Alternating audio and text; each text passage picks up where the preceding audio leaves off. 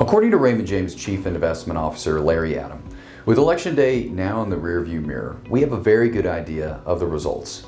And while we recognize that politics can be emotional, it's our job to provide independent analysis as to how the outcome can impact the economy and the financial markets going forward.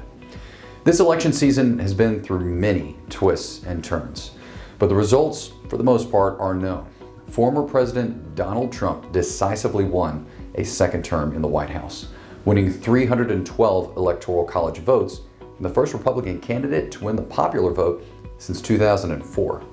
As for Congress, Republicans flipped the Senate, garnering 53 seats. The House is still up for grabs, but the betting markets give the Republicans a slight advantage to narrowly holding control.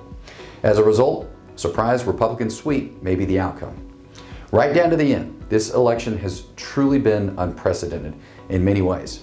And here are just a few examples to show why. While many pundits will opine on how impactful this election will be on the economy and markets, history tells us otherwise. The outcome of the race and policy ramifications will have a marginal impact on the economy and markets. But it's imperative to take stock in where we are currently from a fundamental perspective. Now that the presidential race outcome is known, the market's focus will shift to what Trump can actually get done in office. As he's technically a lame duck president in his second term, he'll likely act aggressively to accomplish his priorities. His immediate concerns will be as follows.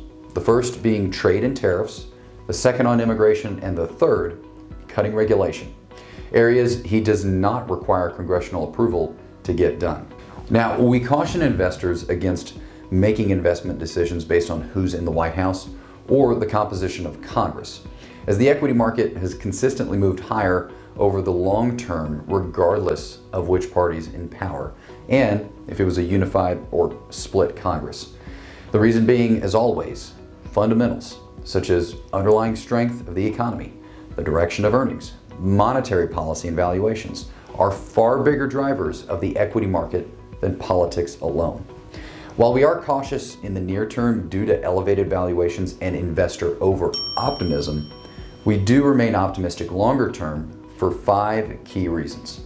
Number 1, rate cuts in a no recession environment have been supportive of the equity market in general. Number 2, corporate fundamentals remain on solid footing, earnings growth of around 8 to 10% in 2025.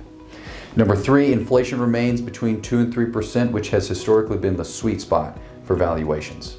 Number 4, investors hold a record amount of cash in money market accounts, and we're talking trillions and trillions of dollars. And finally, number 5, businesses continue to enact shareholder-friendly actions, such as dividends and buybacks. Here's the bottom line. While politics can drive headlines, fundamentals drive the equity market longer term. And regardless of which party wins the White House, history has shown that the equity market climbs around 9% on average in the 12 months following the election. With a positive fundamental backdrop, for example, solid economic and earnings growth, the bull market should continue and drive the equity market higher over the next 12 to 24 months. However, as the third year of a bull market typically sees smaller returns on average relative to years 1 and 2, future gains may likely be more muted. And that's all for this timely update. If you or your family have any questions, please don't hesitate to reach out anytime. And as always, thank you for watching and have a blessed day.